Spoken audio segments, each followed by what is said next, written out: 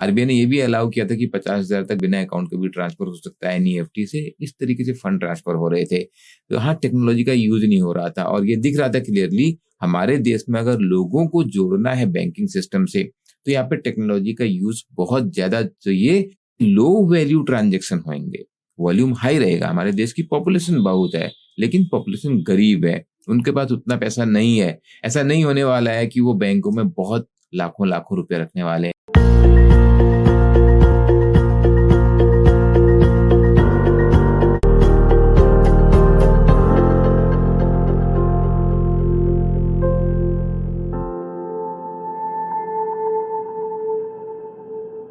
Hi everyone, welcome to iExamBee for 50% fast preparation. और इस series में हम बात कर रहे हैं उन कही हुई, सुनी हुई, पढ़ी हुई बातों की जो आरबीआई से रिलेटेड स्टोरीज हैं। इस वीडियो में पहले मैं आपको एक फोटोग्राफ दिखाता हूँ, एक पिक्चर दिखाता हूँ और आप बताइए, पहचानिए मैं किसके बारे में बात कर रहा हूँ। हो सकता है आप में से कुछ लोगों ने ये फोटोग्राफ देखी हो और ये न्यूज जो इकोनॉमिक्स टाइम्स के फर्स्ट पेज पर आई थी वो भी शायद आपने ये पढ़ी हो उस time when Raghuram Rajan was appointed as RBI governor. Media ने उनको जेम्स बॉन्ड बना दिया था। रघुराम राजन खुद ये बात लिखते हैं कि उनके साथ हुआ क्या था। ये उनकी एक बुक है और वो लिखते हैं कि in one of the press conference I was asked I was dovish like Yellen और हॉकिस लाइक वोल्कर। तो जेनेट येलेन और पॉल वोल्कर दोनों पहले यूएस फेड रिजर्व के चेयरमैन रह गए जो अपने यहाँ पे आरबीआई गवर्नर जैसी पोजीशन है।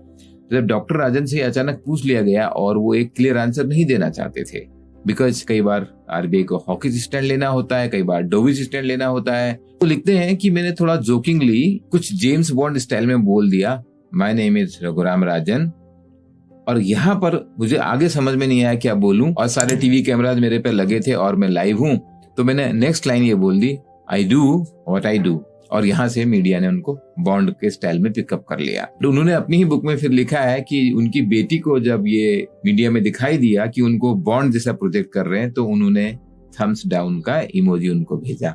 अगर आप रघुराम राजन को सुनेंगे वो कहीं भी नहीं लगेगा कि he is like a bond, he is an economist, he is extremely respected economist. RBI में गवर्नर से पहले भी वो आईएमएफ में काम कर चुके थे, वो भारत सरकार के साथ चीफ इकोनॉमिक एडवाइजर के रूप में काम कर चुके थे और वो प्रोफेसर हैं शिकागो बूथ स्कूल में इकोनॉमिक्स के, फाइनेंस के। और एजुकेशन की बात करें तो आईआईटी दिल्ली से और आईआईएम अहमदाबाद से पढ़े हुए हैं। उनकी रिस्पेक्ट और उनकी रेपुटेशन इतनी हाई थी। तो अगर मैं आपको बताऊं कि जब मैंने बैंक ज्वाइन किया, जब मैंने आरबीआई ज्वाइन किया था 2004 में, तो मेरा एक बैचमेट था and he was also a very very great economist. I don't come from economics background, मैंने तो सब आरबीआई में काम करते हुए सीखा है और उसके बाद लगातार सीख रहे हैं।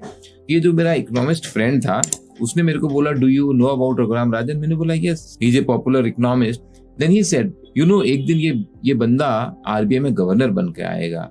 मैंने कहा हाँ, वो दिन आरबीआई के लिए भी बहुत अच्छा होगा। रघुराम राजन के टाइम की आरबीआई की स्टोरीज में और भी ऐड करता रहूंगा क्योंकि बहुत सिग्निफिकेंट असाइनमेंट उनके लिए रहा गिरते हुए रुपए को बचाना। और इस इमेज में भी आप देख रहे होंगे उनके हाथ में जो गन है उसमें करेंसी है, उसमें डॉलर और आईएनआर को इसलिए दिखाया जा रहा है क्योंकि रुपया जो गिर रहा था उसको बचाना एक उनका इम्पोर्टेंट एजेंडा था। लेकिन इस वीडियो में मैं जो एग्जाम पर्पस से भी इम्पोर्टेंट है वो बात आपको बताऊंगा। रघुराम राजन के टाइम में आया इंडिया में differential bank licenses, payment bank and small finance bank, इन दो टाइप के बैंकों के लाइसेंस इशू किए गए। और इसका जो बहुत इंपॉर्टेंट रोल है that is in the development of the country.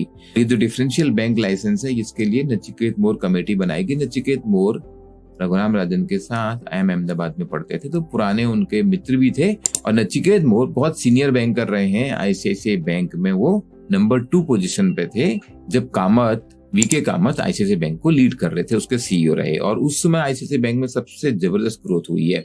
Nachiket मोर के अंडर ये कमेटी बनी और उनकी रिकमेंडेशंस पे 2 टाइप के बैंक बताए, payment bank and small finance bank.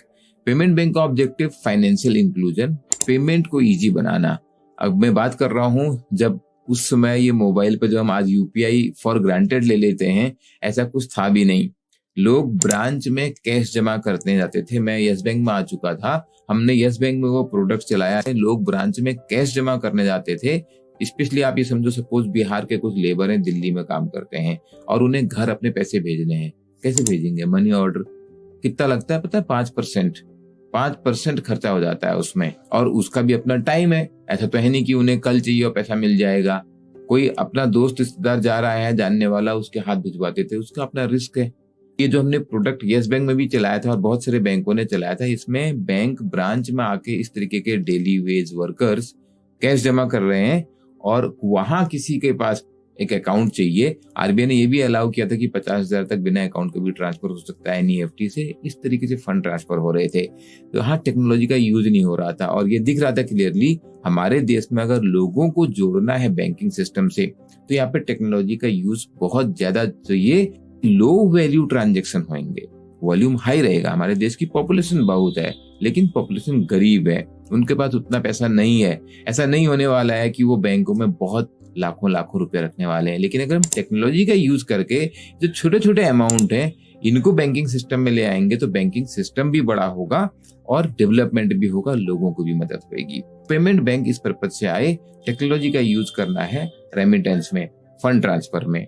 Payment system इससे बहुत स्ट्रांग हो गया पिछले 7-8 साल में, और आज हमारे देश में पेमेंट इतना आसान है जो आई थिंक दुनिया के किसी भी देश में नहीं है। कोई डेवलप कंट्रीज भी हमारे से मैच नहीं कर सकते हैं in the ease of payment. कहीं भी जाके मोबाइल से हम 10 रुपये 20 रुपये आज पे कर रहे हैं। स्मॉल फाइनेंस बैंक, इसके नाम में जैसे जुड़ा है ना, small finance bank, small amount of loan करने के लिए बनाया गया। स्मॉल अमाउंट ऑफ लोन करने की एक्सपर्टाइज किसको है? Micro finance, small amount of finance. Micro finance companies पहले भी होती थी, आज भी है देश में। ये बेसिकली एनबीएफसीज होती हैं, आरबीआई द्वारा ही लाइसेंस्ड हैं, लेकिन स्मॉल अमाउंट ऑफ लोन करते हैं, जिसको हम सेल्फ हेल्प ग्रुप या जेएलजी, जॉइंट लायबिलिटी ग्रुप, इस टाइप के अनसिक्योर्ड लोन करती हैं। ग्रुप बेस्ड लैंडिंग है, तो इनको ये एक्सपर्टाइज थी स्मॉल अमाउंट के लोन करने की। इनको बैंकिंग लाइसेंस देके क्या फायदा हुआ? उनकी कॉस्ट ऑफ फंड कम हो गई, क्योंकि ये एनबीएफसीज बैंकों से पैसा लेती हैं, और बैंकों से पैसा लेने के बाद सपोज बैंक से उन्हें 10% में मिला, अब उन्हें अपना खर्चा जोड़ना है, उसके बाद वो 18%, 20%, 22-24% पर भी अनसिक्योर्ड लोन होता है, तो उसमें लेंड करते हैं। इनको अगर कम ब्याज पे मार्केट में पैसा देना है, तो पहले इनकी कॉस्ट ऑफ फंड कम होनी चाहिए। उसके लिए आरबीआई ने इनको बैंक बनाया, स्मॉल फाइनेंस बैंक का लाइसेंस दिया गया बहुत सारी माइक्रो फाइनेंस कंपनीज को, जिससे कि लो कॉस्ट लैंडिंग हो सके स्मॉल टिकट्स में भी। ये जो डेवलपमेंट है, मैं बोलूंगा रघुराम राजन के पीरियड का, ये डेवलपमेंट बहुत अंडर रिपोर्टेड है। जो डिफरेंशिएटेड बैंक लाइसेंसिंग है, एक और टेक्नोलॉजी का यूज करना फंड ट्रांसफर के लिए, और एक और स्मॉल फाइनेंस बैंक को क्रिएट करना छोटे छोटे अमाउंट के लोन देने के लिए, और ये एग्जाम पर्पज के लिए भी इंपॉर्टेंट है। दोस्तों, ऐसी और कहानियां और ऐसी आरबीआई से जुड़ी हुई बातें लाते रहेंगे। As I said, my aim is to demystify working with RBI. आपको कोई खास टाइप की कहानियों में इंटरेस्ट है, आपको कोई खास टाइप की जानकारियां चाहिए, चाहे वो मेरे पर्सनल एक्सपीरियंस हो, चाहे वो मेरे जानने वालों के एक्सपीरियंस हो, चाहे मैं आपको मीडिया में रिपोर्टेड बातों से बताऊं, you can definitely right on the comment. और आप यहाँ तक सुन ही रहे हो तो यार वीडियो को लाइक जरूर कर देना, शेयर भी करना। आप जितना शेयर करोगे उतना और बनाने के लिए मोटिवेशन बढ़ता है। एग्जाम भी है यहाँ पे, to unfold your potential, to make your job preparation 50% faster. All the best.